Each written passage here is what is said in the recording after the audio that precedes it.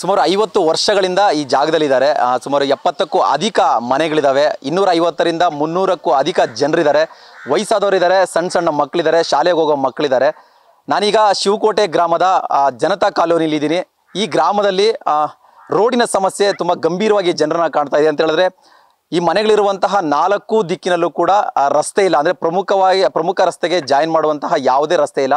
ಸದ್ಯಕ್ಕೆ ಕಾಲುದಾರಿಯಲ್ಲಿ ಓಡಾಡ್ತಾ ಇದ್ದಾರೆ. ಈ ಕಾಲುದಾರಿಗಳು ಕೂಡ ಮಳೆ ಬಂದಂಥ ಸಂದರ್ಭದಲ್ಲಿ ಸಂಪೂರ್ಣವಾಗಿ ಹದಗೆಡ್ತಾ ಇದೆ. ದುರಂತ ಅಂತಂದರೆ ಇದು ಸರ್ಕಾರಿ ಮಾಡಿರುವಂತಹ ದಾರಿಗಳಲ್ಲ, ಇದು ಖಾಸಗಿಯವರ ಜಮೀನಿನಲ್ಲಿ ಸದ್ಯಕ್ಕೆ ತಾತ್ಕಾಲಿಕವಾಗಿ ಕಾಲ್ದಾರಿ ಮಾಡ್ಕೊಂಡು ಓಡಾಡ್ತಾ ಇದ್ದಾರೆ.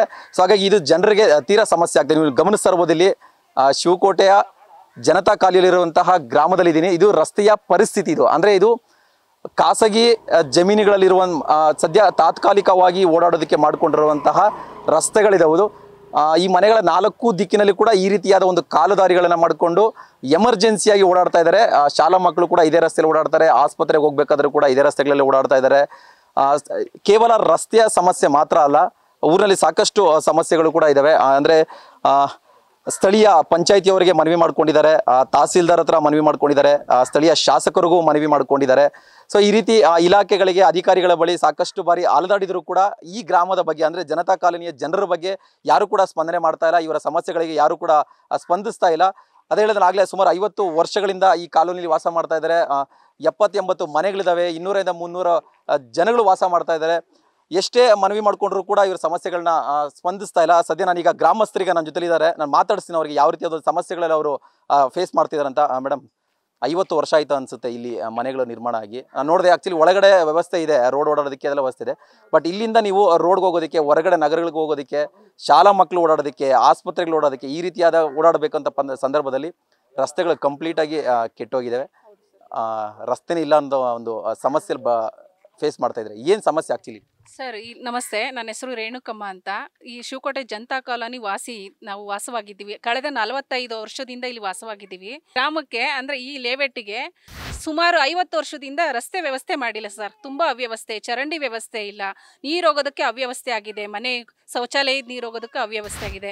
ಇಲ್ಲಿನ ಕ್ಷೇತ್ರದ ನಮ್ಮ ಗ್ರಾಮ ಪಂಚಾಯಿತಿಗೆ ಲೆಟ್ರ್ ಕೊಟ್ಟಿದ್ವಿ ಸರ್, ನಮಗೆ ರಸ್ತೆ ವ್ಯವಸ್ಥೆ ಮಾಡಿಕೊಡಿ ಅಂತ ಮನವಿ ಕೊಟ್ಟಿದ್ವಿ. ಅವರು ಕ್ರಮ ಕೈಗೊಂಡಿಲ್ಲ. ಇಲ್ಲಿಂದ ನಮ್ಮ ಕ್ಷೇತ್ರದ ಶಾಸಕರಿಗೂ ಸಹ ಮನವಿ ಕೊಟ್ಟಿದ್ದೀವಿ, ಮತ್ತು ನಮ್ಮ ತಹಶೀಲ್ದಾರ್ಗೂ ಸಹ ಮನವಿ ಕೊಟ್ಟಿದ್ದೀವಿ, ನಮ್ಮ ಬೆಂಗಳೂರು ನಗರ ಜಿಲ್ಲೆಯ DC ಸರ್ಗೂ ಸಹ ಮನವಿ ಕೊಟ್ಟಿದ್ದೀವಿ. ಅಲ್ಲಿಂದ ನಾವು ಮತ್ತೆ ನಮ್ಮ ಸೋಲ್ದನಹಳ್ಳಿ ಕ್ಷೇತ್ರದ ಗ್ರಾಮದಲ್ಲಿ FIR ಕೂಡ ಇದ್ರ ಬಗ್ಗೆ ಅಂದರೆ ಈ ಕಂಪ್ಲೇಂಟ್ ಕೂಡ ರಿಜಿಸ್ಟರ್ ಆಗಿದೆ ಸರ್ ಇದ್ರ ಬಗ್ಗೆ. ಅದರಿಂದ ತಹಶೀಲ್ದಾರ್ಗೆ ಹೋಗಿದೆ, ತಾಲೂಕು ಆಫೀಸ್ಗೆ ಹೋಗಿದೆ, ಹೆಸರುಘಟ್ಟ ನಾಡ ಕಚೇರಿಗೆ ಬಂದಿದೆ. ಆದರೂ ಇದ್ರ ಬಗ್ಗೆ ಯಾರೂ ಕೂಡ ಇದುವರೆಗೂ ಕಳೆದ 50 ವರ್ಷದಿಂದ ಈ ಗ್ರಾಮಕ್ಕೆ, ಈ ನಮ್ಮ ಲೇಔಟ್ಗೆ ರಸ್ತೆ ವ್ಯವಸ್ಥೆ ಯಾರೂ ಮಾಡಿಕೊಟ್ಟಿಲ್ಲ. ನಾವು ಎಷ್ಟು ಮನವಿ ಕೊಟ್ಟರು ನಮ್ಮ ಗ್ರಾಮದಲ್ಲಿ ಎಲ್ಲ ಸುಮಾರು 250ರಿಂದ 300 ಓಟ್ ಇದೆ. ಅಂದರೆ ಗ್ರಾಮ ಪಂಚಾಯತಿ ಎಲೆಕ್ಷನ್ನೇ ಆಗಲಿ, ZP ಎಲೆಕ್ಷನ್ನೇ ಆಗಲಿ, TP ಎಲೆಕ್ಷನ್ನೇ ಆಗಲಿ, MLA ಎಲೆಕ್ಷನ್ಗೆ ಆಗಲಿ ಓಟ್ ಕೇಳಕ್ಕೆ ಬರ್ತಾರೆ ಸಹ. ಯಾರೇ ಆಗಲಿ ಕ್ಷೇತ್ರದ ನಾಯಕರು ಈ ರಸ್ತೆಗೆ ವ್ಯವಸ್ಥೆ ಮಾಡಿಕೊಡ್ತೀವಿ ಅಂತ ಯಾರೂ ಕೂಡ ಮುಂದೆ ಬಂದಿಲ್ಲ. ನಾವು ಇಂಥ ವ್ಯವಸ್ಥೆಯಲ್ಲಿ, ಅವ್ಯವಸ್ಥೆಯಲ್ಲಿ ಈಗ ಡೆಂಗ್ಯೂ, ಚಿಕನ್ ಗುನ್ಯಾ ಜ್ವರಗಳು ತುಂಬ ಹರಡ್ತಾ ಇದೆ. ಅಂಥ ಸಂದರ್ಭದಲ್ಲೂ ಕೂಡ ತುಂಬ ನೋಡಿ, ಈ ಸುತ್ತಮುತ್ತ ತುಂಬ ಕಾಡು ಥರ ಬೆಳ್ಕೊಂಡಿದೆ. ರಸ್ತೆ ಅವ್ಯವಸ್ಥೆ ಆಗಿರೋದ್ರಿಂದ ನಾವು ಎಲ್ಲರೂ ಕೂಡ ಮನವಿ ಮಾಡ್ತಿದ್ದೀವಿ ಅವ್ರಿಗೆ, ದಯವಿಟ್ಟು ನಮ್ಮ ಕ್ಷೇತ್ರಕ್ಕೆ ಬನ್ನಿ, ನಮ್ಮ ಗ್ರಾಮಕ್ಕೆ ಬನ್ನಿ, ನಾವು ವಾಸ ಮಾಡ್ತಾ ಇರೋ ಜಾಗಕ್ಕೆ ಬನ್ನಿ ಸ್ವಾಮಿ, ನೋಡಿ ನಮ್ಮ ಕಷ್ಟ ಸುಖ ನೋಡಿ, ನಮ್ಮನ್ನು ನೋಡಿ ನಿಮ್ಗೇನು ಅಯ್ಯೋ ಅನ್ನಿಸ್ತಾ ಇಲ್ವಾ? ನಾವು ಕೇಳ್ಕೊಳ್ಳೋದಿಷ್ಟೇ, ನಿಮ್ಮ ಮುಖಾಂತರ ಆದರೂ ನಮ್ಮ ಗ್ರಾಮದ ನಮ್ಮ ಜನತೆಗೆ ನ್ಯಾಯ ಸಿಗಬೇಕು. ಈ ಗ್ರಾಮದಲ್ಲಿ ರಸ್ತೆ ವ್ಯವಸ್ಥೆ ಮಾಡಿಕೊಡಿ ಅಂತ ಎಲ್ಲರೂ ನಮ್ಮ ಪರವಾಗಿ, ನಮ್ಮ ಗ್ರಾಮದ ಪರವಾಗಿ ಮನವಿ ಮಾಡ್ಕೋತಾ ಇದ್ದೀವಿ ನಿಮ್ಮನ್ನ. ಮೇಡಮ್, ಯಾಕೆ ರಸ್ತೆ ಆಗ್ತಾ ಇಲ್ಲ ಅಂತ? ಅಂದರೆ ಏನು ಸಮಸ್ಯೆ ಆಗ್ತಿದೆ? ರಸ್ತೆ ಮಾಡೋದಕ್ಕೆ ಏನು ಸಮಸ್ಯೆ ಆಗ್ತಿದೆ? ಇದು 45 ವರ್ಷ 50 ವರ್ಷದಿಂದ ಇದೆ. ಇಲ್ಲಿ ಸೈಟ್ ಮಾಡಿದಾಗ ಏನಂದರೆ ರೋಡ್ ವ್ಯವಸ್ಥೆ ಮಾಡಿಲ್ಲ. ಆದ್ರಿಂದ ಇಲ್ಲಿ ಎಲ್ಲರೂ ಸ್ವಂತ ನಮ್ಮದು ಜಾಗ ಅಂತ ಇದ್ದಾರೆ. ಅದರಿಂದ ಸ್ವಂತ ಜಾಗ ಯಾರೂ ಬಿಟ್ಕೊಡಕ್ಕೆ ರೆಡಿ ಇಲ್ಲ, ಅದಕ್ಕೆ ರೋಡ್ ಆಗ್ತಿಲ್ಲ ಅಂತ ಹೇಳ್ತಾ ಇದ್ದಾರೆ. ಆದ್ರೂ ಎಲ್ಲರೂ ಕೇಳ್ಕೊಂಡಿದ್ದಾರೆ. ಆದರೂ MLA ಅವ್ರ ಕಡೆನೂ ಹೋಗಿ ಎಲ್ಲ ಕೇಳಿ ಮಾತಾಡಿದ್ದಾರೆ. ಅವ್ರು ಏನಾಯ್ತು ಅವ್ರು ಕ್ರಮ ತಗೊಂಡು MLA ಅವರು ಮಾಡಿಕೊಡ್ಬೋದು ಸರ್. ಇಷ್ಟು ಅಂತ ಕೊಟ್ಟರೆ ಮಾಡಿಕೊಡ್ಲೇಬೋದು. ಅವ್ರವ್ರ ಸ್ವಂತ ಜಾಗ ಅಂದರೆ ಅವಾಗ ಸೈಟ್ ಮಾಡವ್ರೆ, ನೀರಿನ ಕಂದಾಯ ಕಟ್ಸ್ಕೊತ ಇದ್ದಾರೆ, ಲೈಟ್ ಕಂಬಗಳಿದೆ, ಮೇಯ್ನ್ ರೋಡ್ಗಳಿದೆ. ಮೇಯ್ನ್ ಅಂದರೆ ಮೇಯ್ನ್ ರೋಡ್ಗೆ ಅಟ್ಯಾಚ್ ಇಲ್ಲ ನಮಗೆ, ಸಿಮೆಂಟ್ ರೋಡ್ಗಳಿದೆ, ಮನೆಗಳು 50-60 ಮನೆಗಳಿದೆ.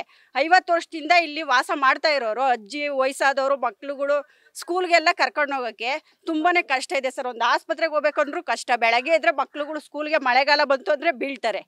ಎಕ್ಸಾಂಪಲ್ ಮೊನ್ನೆ ಪಾಪ ಇವ್ರು ಗಾಡಿಯಲ್ಲಿ ಬಿದ್ದೇ ಬಿಟ್ಟರು ಮೊಮ್ಮಕ್ಕಳನ್ನ ಹಾಕೊಂಡು. ಅವಾಗ ಎದ್ದು ಪಾಪ ಅವ್ರ ಸ್ಕೂಲ್ಗೆ ಹೋಗೋಷ್ಟರಲ್ಲಿ ಲೇಟೇ ಆಗೋಯ್ತು. ಅವತ್ತು ಸ್ಕೂಲ್ 2 ದಿವಸ ರಜಾ. ಆದ್ದರಿಂದ ಏನು ಗೌರ್ಮೆಂಟು ಇದು ಸೌಕರ್ಯ ಮಾಡಿಕೊಡ್ಲೇಬೇಕು, ನಮಗೆ ರೋಡ್ ವ್ಯವಸ್ಥೆ ಮಾಡಿಸ್ಕೊಡ್ಲಿ ಸರ್. ಯಾಕಂದರೆ ಇಷ್ಟೊಂದು ಜನ ಇಲ್ಲಿ ವಾಸ ಮಾಡ್ತಾ ಇದ್ದಾರೆ. ವಾಸ ಮಾಡೋದ್ರಿಂದ ಬೇಕೇ ಬೇಕಲ್ವ ರೋಡ್. ನಮಗೆ ಏನರಲ್ಲಿ ಓಡಾಡೋಣ ನಾವು? ಎಷ್ಟು ಅಂತ ನಾವು ಎಲ್ಲ ಕಡೆ ಓಡಾಡಿದ್ದೀವಿ. ಆಗಲೇ ಎಲ್ಲ ಕಡೆ ಓಡಾಡಿ ಮಾಡಿರೋದ್ರಿಂದ ವಯಸ್ಸಾದವರು ಮಕ್ಕಳು ಮರಿಗೋಸ್ಕರಾದ್ರೂ ರೋಡ್ ಮಾಡಿಕೊಡ್ಲೇಬೇಕು ಅಂತ ಹೇಳಿ ಸರ್ ಅವರಿಗೆ. ಅಜಯ್, ನೀವು ತುಂಬಾ ವರ್ಷದಿಂದ ಇರಲಿ, ನಾನು ಇಟ್ಕೊಳ್ತೀನಿ, ಮಾತಾಡಿ. ಸ್ವಾಮಿ ನೋಡ್ರಿ ಸ್ವಾಮಿ, ರಸ್ತೆ ಹೆಂಗೋ ನೋಡಿ, ಮನೆಯೆಲ್ಲ ಬಿದ್ದು ಎದ್ದು ಎಲ್ಲ ಇದು ಮಾಡಿದ್ದೀವಿ. ವಯಸ್ಸಾದವ್ರು ಎಲ್ಲ ಇದ್ದೀವಿ. ಆಸ್ಪತ್ರೆಗೆ ಹೋಗಿ ಅಡ್ಮಿಟ್ಗಳೆಲ್ಲ ಆಗಿ ಬಂದವ್ರೆ. ನೀವು ದಯಮಾಡಿ ರಸ್ತೆ ಕಡ್ಗ ಓಟ್ ಹಾಕ್ಸ್ಕೊಂಡಾಕ ಜೋರಾಗಿ ಬರ್ತಾರೆ. ನಮ್ಮ ರೋಡ್ ಮಾಡ್ಕೊಡಕ್ಕ ಇಲ್ಲ. ನಮಗೆ ಹೋಗೋಕ್ಕೆ ವ್ಯವಸ್ಥೆ ಇಲ್ಲ.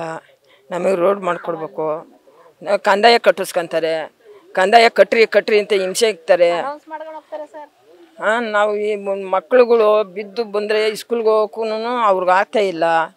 ನಾವು ಹೋಗೋಕ್ಕೂ ನಾನು ಬಿದ್ದು ಬಂದು ಕಾಲು ಕುಂಟಾಗದೆ, ಆಪ್ರೇಷನ್ ಆಗದೆ. ನಮಗೆ ರೋಡ್ ಮಾಡಿಕೊಡ್ಬೇಕು ದಯವಿಟ್ಟು. ಇವ್ರನ್ನ ಕೇಳೋಕೆ ಹೋದರೆ ಅವ್ರನ್ನ MLA ತಕೋದ, ಅವ್ರ ಸ್ವಂತ ಜಮೀನು ಬಿಡಲ್ಲ ಅಂತಾರೆ. ನೀವು ಟ್ರೈ ಮಾಡಿದ್ರೆ ಎಲ್ಲ ಆಗ್ತದೆ ಅಷ್ಟೇ. ಸತ್ರು ಅಷ್ಟೇ ಸರ್, ಬಾಡಿ ಎತ್ಕೊಳೋಕ್ಕೂ ಜಾಗ ಇಲ್ಲ ನಮಗೆ. ತುಂಬ ಪ್ರಾಬ್ಲಮ್ ಅಂದರೆ ತುಂಬ ಪ್ರಾಬ್ಲಮ್. ಹ್ಞೂ ಸರ್, ಮೊನ್ನೆ ಮೇನ್ ರೋಡ್ ಬೇಕು ಸರ್ ನಮಗೆ.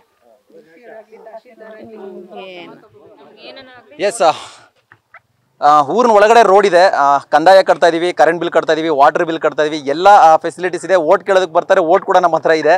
ಆದರೆ ಮೇನ್ ರೋಡ್ಗೆ ಜಾಯ್ನ್ ಆಗೋದಕ್ಕೆ ಇಲ್ಲಿ ರಸ್ತೆ ಇಲ್ಲ. ಇದೇ ತುಂಬ ಪ್ರಾಬ್ಲಮ್ ಆಗ್ತಾ ಇದೆ. ಇದು ಹಾಸ್ಪಿಟ್ಲ್ಗೆ ಹೋಗೋಕೆ ಆಗ್ತಾ ಇಲ್ಲ, ಶಾಲಾ ಮಕ್ಕಳು ಕೂಡ ಓಡಾಡೋದಕ್ಕೆ ಆಗ್ತಾ ಇಲ್ಲ. ಮಳೆ ಬಂದಂಥ ಸಂದರ್ಭದಲ್ಲಂತೂ ಕಾಲೆತ್ತು ಹೊರಗಡೆ ಇಡೋದು ಕೂಡ ಆಗ್ತಾ ಇಲ್ಲ ಅಂತ ಒಂದು ಅಸಮಾಧಾನವನ್ನ, ಆಕ್ರೋಶವನ್ನ ಇಲ್ಲಿನ ಜನ ವ್ಯಕ್ತಪಡಿಸಿದ್ರೆ, ಈಗಲಾದರೂ ಆ ಸ್ಥಳೀಯ ಆಡಳಿತ ಮಂಡಳಿ ಏನಿದೆ, ತಹಸೀಲ್ದಾರ್ ಆಗಿರ್ಬೋದು, DC ಅವರಾಗಿರ್ಬೋದು, ಈ ಜನತಾ ಕಾಲೋನಿಯ ಜನರ ಒಂದು ಆಕ್ರಂದನಕ್ಕೆ ಸ್ಪಂದನೆ ಕೊಡಬೇಕು ಅಂತ ನಾವು ಕೂಡ ಇಲ್ಲಿ ರಿಕ್ವೆಸ್ಟ್ ಮಾಡ್ಕೊಳ್ತಾ ಇದ್ದೀವಿ. ಇದರ ಜೊತೆ Bharath Krishnappa, news first, Bengaluru. News first, ನಿರ್ಭೀತಿಯಿಂದ ನಿಮ್ಮ ಪರವಾಗಿ.